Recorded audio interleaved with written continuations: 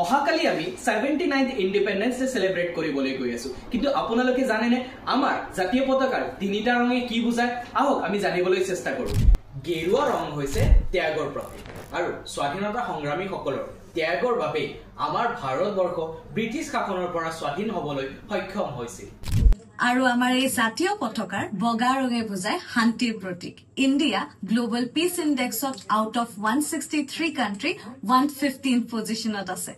এই হেউজিয়া ৰঙে সমৃদ্ধি বুজায় আৰু সমৃদ্ধি বা প্ৰসপাৰিটিৰ কথা ক'ব গ'লে ভাৰতবৰ্ষই বৰ্তমান জাপানক অতিক্ৰম কৰি জিডিপি ৰেংকিংত 4th পজিশন লাভ কৰিবলৈ সক্ষম হৈছে